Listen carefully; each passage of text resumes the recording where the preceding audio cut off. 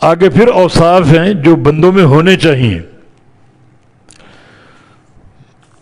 اور وہ 5 اوصاف ہیں۔ والذین استجابوا لربهم واقاموا الصلاة وامرهم شورى بینہم ومما رزقناہم ينفقون، اور وہ لوگ جن کو جنت کی وراثت ملے گی، آخرت کی وہ نعمتیں ملے گی جو خیر اور ابقا ہیں۔ یہ کون لوگ ہیں؟ استجابوا لربهم، جو اپنے رب کی فرما برداری میں ہمیشہ مستعد رہتے ہیں اور پیش ہوتے ہیں۔ حکم ماننا، استجاب، ایک اجابو اور ایک استجابو، دونوں میں فرق ہے، معنی ایک ہی ہے۔ اجابو کا معنی حکم ماننا، اور استجابو کا معنی فوری تیزی سے حکم ماننا، کسی تاخیر اور کسی تأمل کے بغیر۔ جو حکم، جو امر اللہ کا پہنچے اس کو فوراً مان لے، فوراً قبول کر لے، یہ استجابو۔ تو وہ لوگ ہیں یہ جو رب تعالیٰ کے امر کو فوراً قبول کرتے ہیں، اللہ تعالیٰ کے لیے استجابت کرتے ہیں، اور فوری اس کو قبول کرنے اور ماننے کے لیے مستعد رہتے ہیں۔ اللہ تعالیٰ کے حکم کو ٹالتے نہیں ہیں، تاخیری بہانے نہیں ڈھونڈتے، اپنی تعویلات سے اس کو رد کرنے کی کوشش نہیں کرتے، یہ اللہ کے حکم پر غیروں کی باتوں کو، اپنے پیروں کی، اماموں کی، باپ دادا کی باتوں کو غالب نہیں کرتے، سب کو ٹھکرا دیتے ہیں اللہ کے امر پر۔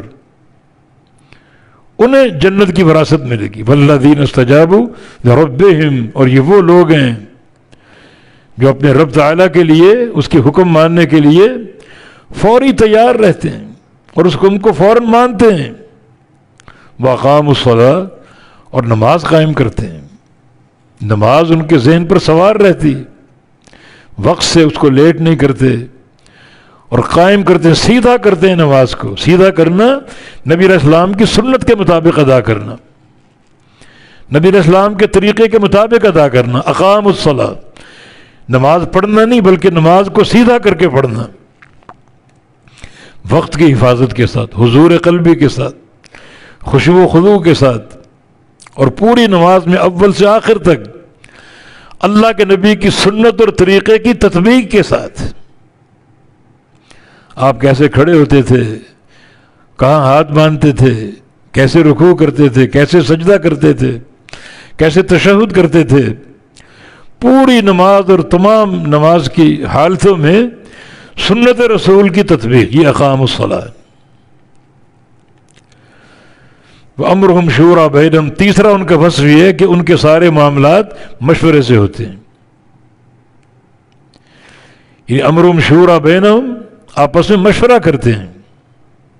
پیچھے استجابوا لربہم میں رب تعالیٰ کے حکم کو فوراً مانتے ہیں، یہ فرائض ہیں، فرائض میں مشورہ نہیں ہوتا۔ نماز کا وقت ہو جائے، اذان ہو جائے تو اب مشورہ کریں نماز پڑھوں یا نہ پڑھوں، نہیں، فوراً لبیک کہو اللہ کے حکم پر، روزے رکھوں یا نہ رکھوں، حج کروں یا نہ کروں، یہ تو فرائض ہے اللہ تعالیٰ کے، انہیں فوراً ماننا پڑے گا۔ مگر وہ مسائل جو اللہ تعالیٰ کے فرائض نہیں ہیں، باہمی کام معاشرے کے، ان میں مشورہ کرتے ہیں۔ وَأَمْرُهُمْ شُورَى بَيْنَهُمْ، اور ان کا جو معاملہ ہے، ان کا جو کام آپس میں مشورہ کرنے کا۔ اللہ اپنے نبی کو ہدایت دیتا ہے، وَشَاوِرْهُمْ، ان سے مشورہ کیا کیجیے،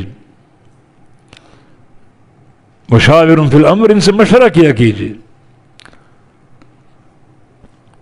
اور وَإِذَا عَزَمْتَ فَتَوَكَّلْ عَلَى اللَّهِ، اور جب کسی کام کا عزم کر لیں تو اس پر اللہ پر توکل کرے، اللہ پر توکل کر کے وہ کام شروع کر دیں۔ یعنی مشورہ میں برکت ہے، اسی سے استخارہ، اللہ تعالیٰ سے مشورہ کرنا، کوئی اہم کام کرنا ہو تو استخارہ کرنا سنت ہے، اللہ تعالیٰ سے مشورہ کیا جائے، اور اللہ تعالیٰ بہترین مشورہ دینے والا اور مشورہ بندے تک پہنچانے پر قادر ہے وہ۔ تو ان کے باہمی معاملات مشورے سے ہوتے ہیں۔ نبی علیہ السلام کی حدیث ہے، ما نادم من استشارہ، مشورہ کرنے والا شرمندہ نہیں ہوتا، نادم اور پشیمان نہیں ہوتا۔ اور چوتھا کام کیا ہے؟ وَمِمَّا رَزَقْنَاهُمْ يُنْفِقُونَ، جو ہم نے رزق دیا ان کو اس میں سے خرچ کرتے ہیں، اللہ کے مال میں سے خرچ کرتے ہیں۔ ہمارا رزق، وہ یہ نہیں سمجھتے کہ میں ان کا مالک ہوں، میرا سارا حق ہے اس پر۔ اللہ کا حق دیتے ہیں زکوٰۃ، اور زکوٰۃ کے علاوہ بھی حق ہوتا ہے مال کا، خرچ کرنا یتامہ پر، مساکین پر، مستحقین پر، ضرورت مندوں پر۔ اور جس میں یہ خرچ کرنے کا فضل جتنا زیادہ ہوگا اتنا اللہ کے مقربین میں سے ہوگا اور اللہ کے انعام و اکرام کا مستحق ہوگا۔ خرچ کرنا اللہ کا کام ہے، اور ایک انسان خرچ کرے تو اللہ تعالیٰ دیکھتا ہے کہ میرے بندے نے وہ کام کیا جو میں کرتا ہوں، تو پھر میں کیوں نہ اس کو دوں؟ پھر اللہ اس کو مالا مال کر دے گا، دنیا میں اور آخرت میں بھی۔ یہ میرا بندہ دے رہا ہے اور میں سب سے بڑا سخی اس سے روک لوں، یہ اس کی شان کے خلاف، تو اللہ اس کو دے گا۔ فَهُوَ يُخْلِفُ، اللہ تعالیٰ فرماتا ہے، اللہ تعالیٰ تم مال خرچ کرو گے، اللہ اس کے پیچھے تمہیں نوازے گا اور دے گا۔ مَا نَقَصَ صَدَقَةٌ مِّن مال، صدقہ مال کو کم نہیں کرتا، مال کو بڑھاتا ہے۔ اللہ دیکھتا ہے میرا بندہ صدقہ دے رہا ہے، خرچ کر رہا ہے، حالانکہ خرچ کرنا میرا کام ہے، وہ کام جو میں کرتا ہوں میرا بندہ کر رہا ہے، تو یہ کیسے ہو سکتا ہے بندہ سخاوت کرے اور اللہ سخاوت نہ کرے؟ بندہ خرچ کرے اللہ خرچ نہ کرے؟ پھر اللہ اس کو دیتا ہے، اور آخرت کے خزانے وہ بے تحاشا، بے تحاشا، وہ جو ہم نے رزق دیا اس میں سے خرچ کرتے ہیں۔